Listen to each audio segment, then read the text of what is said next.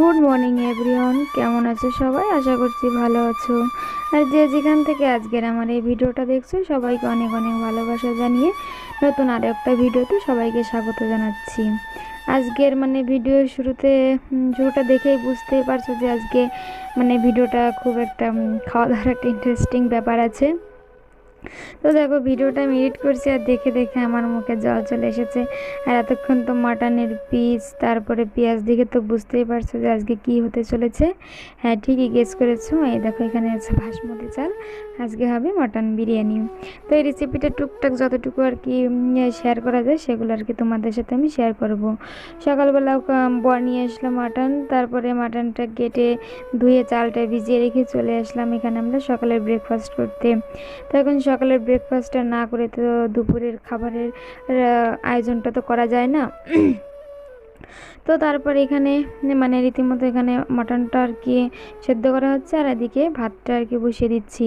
মাটনটা আজকে কড়াইতে সেদ্ধ বসিয়েছে, তার এখন পাপাই ততক্ষণে ওকে ঘুম পাড়িয়ে দিয়েছিলাম। ওকে ঘুম পাড়িয়ে দিয়ে তারপরে প্রেশার কুকারে দিলে হবে কি, সিটি দিলে ও উঠে যাবে।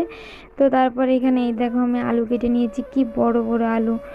বিরিয়ানির ভিতরে আলু হবে না এটা তো ভাবাই যায় না। তারপর অনেকটা পেঁয়াজ কেটে নিয়েছি, কিছুটা পেঁয়াজ বেরেস্তা করব, আর কিছুটা তো মটন কষানোর সময় লাগবেই। তারপরে এদিকে দেখো মটনটাও আর কি কষাতে বসানো হয়ে গেছে। এদিকে মাটনটা বসাতে হয়ে গেছে। আর এদিকে আমি পাপার জন্য কিছুটা খিচুড়ি, এখানে হচ্ছে পেঁয়াজটা বেরেস্তা করে রেখেছি, আর এখানে হচ্ছে পাপার জন্য খিচুড়ি। এখানে নিয়েছি দুটো পুঁই শাকের পাতা নিয়েছি, আলু, মুসুরের ডাল, চাল দিয়ে আর কি ওর জন্য খিচুড়ি বসিয়ে দিয়েছে। তো এখন ও তো বিরিয়ানিটা তো খাবে না, তো তো কিছু একটা খাবার করতেই হবে, তো তার জন্য ওর জন্য আমি খিচুড়ি বসিয়ে দিয়েছি।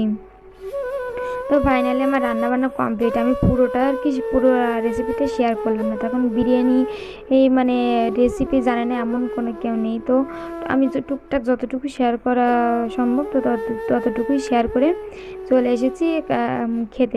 আমি কাজ করছিলাম ঠিকই, আমার কি বলবো, আমার কত বারবার মনে হচ্ছিলো কতক্ষণে আমি বিরিয়ানিটা খাবো, এত খাওয়ার ছিল আর কি আমার।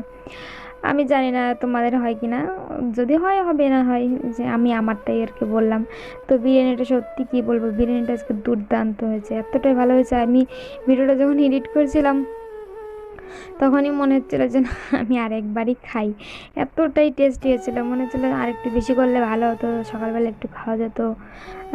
আর মাটনটা এত সফট হয়েছিল, আলুটা পুরো টু জেড মিলিয়ে আর কি বিরিয়ানিটা এতটা ভালো হয়েছিল খেতে। যেদিন যে খাবারটা ভালো হয় সেটা আমি তোমাদের সাথে শেয়ার করি যে হ্যাঁ আজকের খাবারটা ভালো হয়েছে, যেটা ভালো না হয় সেটা তুমি বলেই দিই যে না আজকের খাবারটা ভালো হয়নি। তো দেখো, ফাইনালি আমার সব রান্না বান্না কমপ্লিট করে আমি যে আর বিরিয়ানিটা নিয়ে বসে পড়েছি। ওদিকে বড় মশাইকে দিচ্ছিলাম, ও খাচ্ছিল, তো আমি এখানে বিরিয়ানিটা আর কি খাচ্ছিলাম। তো তোমরা যারা এতক্ষণ আমার ভিডিওটা দেখলে, আর আমার ভিডিওটা যদি ভালো লেগে থাকে অবশ্যই একটা লাইক করে দিও, আর যদি তার থেকে একটু ভালো লেগে থাকে তো সাবস্ক্রাইব করে দিও। আর ভিডিওতে কি ভালো লেগেছে কি লাগেনি, যদি তোমাদের ভালো লাগে তো প্লিজ কমেন্টে জানিও।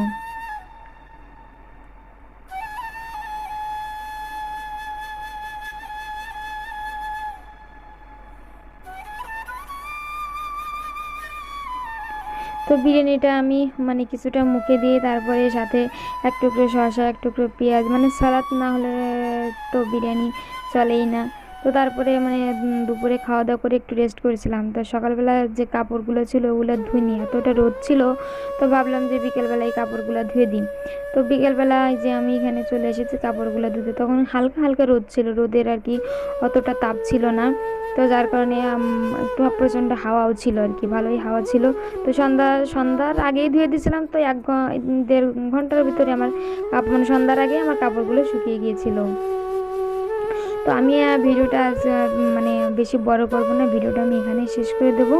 তো আমি আবারও বলছি, ভিডিওটা যদি ভালো লেগে থাকে অবশ্যই একটা লাইক করে দিও। টাটা।